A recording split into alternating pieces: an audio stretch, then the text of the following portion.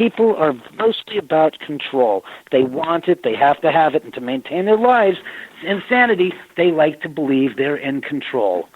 It's something that George Carlin once said, because people can't live without the idea of them being in control. That's part of the problem with human beings. You always have to be in control. Everything has to be under your thumb. That, unfortunately, doesn't apply to the paranormal. And it's unsettling for people to accept what they can't deal with.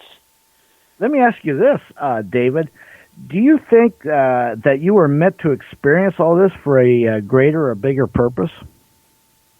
No, I'm too humble to go with that route. I think that I mean, look, if that's the case, so be it, is what I say. I mean, seriously, I mean, I look at people like Anthony Robbins, and when you say something like that, I think of those types of people that, you know, well, yeah, all right, there's the exceptions. I mean, I think of somebody like, and I know people are going to find this, difficult, but there's certain people like Helen Keller who were put on this earth to do things to open our eyes up, pardon the pun, but to see things differently and to understand beyond what we understand in our own lives that we call every day, that not everybody is just like us.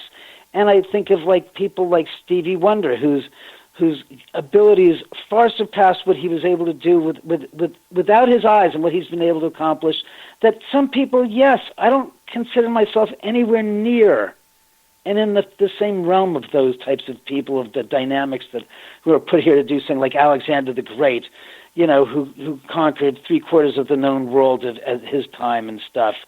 No, I'm just a cog in the wheel in the big machine of life, and I'm just here to say, look, everybody can hold true to what they believe in, but with a certain amount of rational light, which is what I kind of like say to people. All I am is a guy holding a flashlight called rational perspective.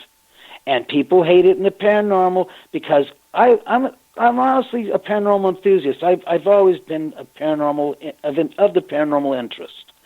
However, at a certain point, and I've always did this in all my life with everything, you have to ask questions.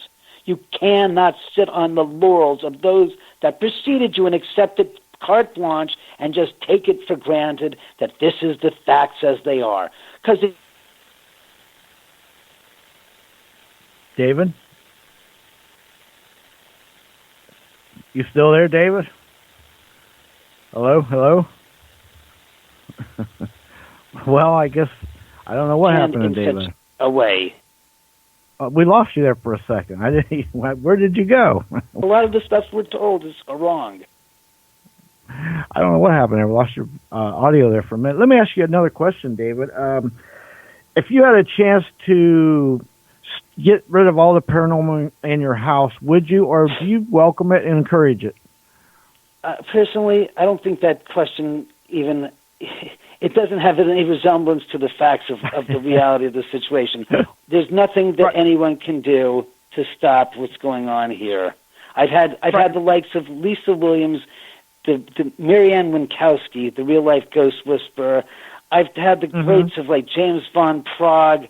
I've spoken to so many other different various psychics and mediums and other people, and the consensus from them is there is not a darn thing that can be done. This isn't like this isn't like putting a cork into a champagne bottle. This is more like trying to put a cork into Mount Vesuvius, circa 79 A.D.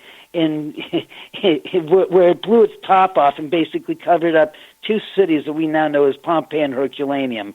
There's nothing, and furthermore, again, the idea that somebody could come in here and wave their hands and say something is to me preposterous, and it's almost ludicrous to the point of humorous. It's like, great, that's a theme for a television show or a movie, but in reality, that just doesn't exist. People are people, no matter what they think. They are human beings, no matter what airs they give them. There are no such things as Superman. I'm sorry. There are no such things as Man of Steel. There are no such things as the Sorcerer from Marvel Comics. I'm just getting to the point that the reality of the situation is many have tried, but all have failed. The point is that we have to somehow, at some point, accept that we cannot change the Earth's geomagnetic polarities ourselves, And that's part of the same thing that we got going here. It's part of nature, and it's part of what's occurring in the earth. And what Barry Taft said, there's probably a large lava tube or flume or lake in the earth down under this part of this mountains that created these mountains. And as it's shifting, the lava under the earth is moving. It's discharging a geomagnetic anomaly or an electromagnetic discharge of DC energy that's magnetizing a lot of the area around here. So it's not my house alone, but because the way the house is structurally designed with the steel columns and the steel I-beams supporting the second and third floor, it's created basically a Ferris cage. So the EMF levels here, which we're talking, DC currents, are anywhere from 50 to 100 times normal, and in most places elsewhere. So where normal is 3 to 500 milligauss positive, this house in some parts of the house is up to 6,000 milligauss positive to 6,000 milligauss negative. Wow, that's a lot of stuff. Yeah, but it's always and you moving. know what? It's not that land, it's constantly shifting, and it's going high, moving around the house. So it's not like standing in front of an X-ray machine and being pelted with that many X-rays and that type of energy. It's literally just shifting and moving through the house. Sometimes we'll go downstairs, and it's unbearable. It's so intense down there, the energies. You just feel like you're being, like there's a 10,000-pound weight on your chest, and your head's being crushed by it as well. Literally, it sometimes feels like that, but that's the rare times that it happens. I can imagine. And you know what, David, that land has got so much history and bloodshed and everything else.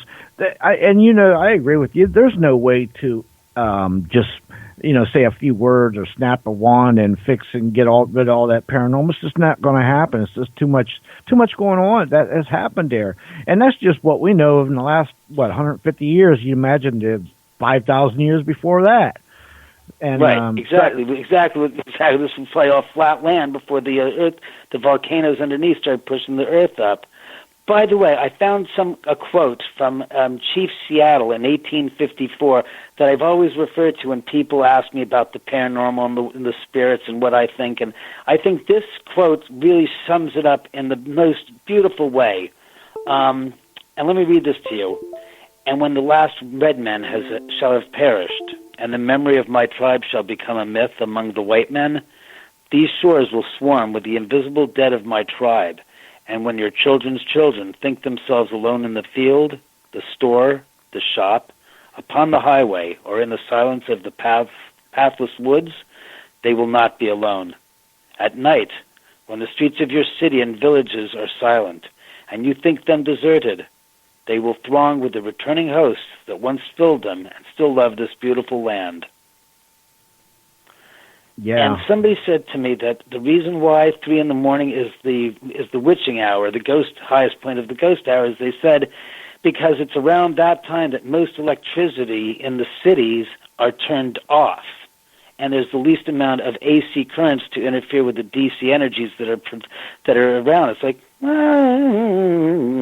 I said that makes sense, at least to some degree. It makes a bit of sense that if you're reducing one set of energies, that it allows the import of other energies to elevate as a result, like a balance, like a scale. On one side, if you take off weights and you make it less usage of energy, that makes the other side go up. It means there's more ability for that to occur and take the space of. Right.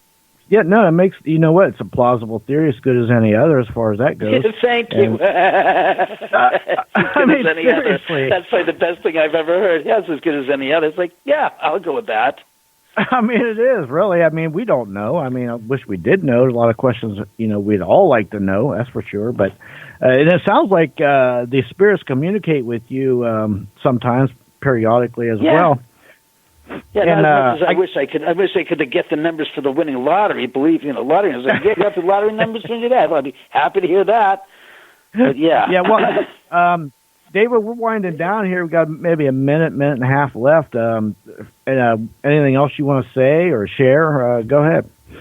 Thank you all for watching and listening to the show tonight. I really appreciate you taking the time to listen to me babble. I know I don't mean that like that, but if you guys are interested and you want to read a book that I just finished a couple months ago, and it's actually released, it's called Ghosts of Cielo Drive, and you can get that at Ghosts, GhostsofCielodrive.com.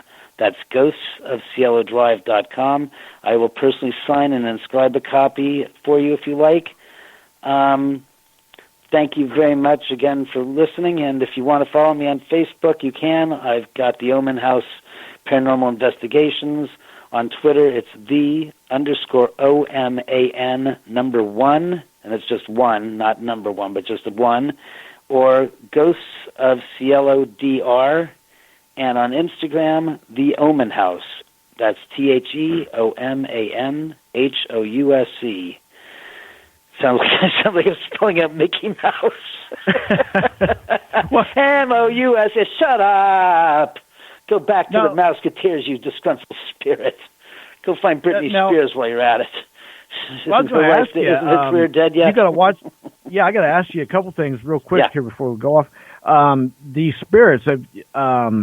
Sometimes I know you don't want to be disrespectful to them, but sometimes, like I noticed earlier tonight, you said something and you was like, "Oh no." Could they ever let you know when you maybe said something that they didn't like?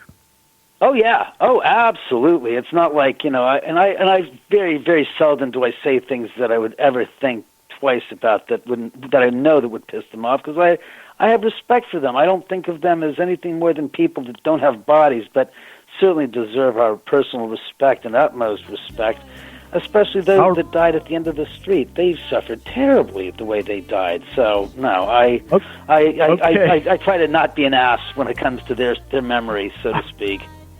All right, David. Thank you very much for coming on. Bye-bye. You guys take care. Take care again. Thanks a lot. Bye-bye. Okay. Bye.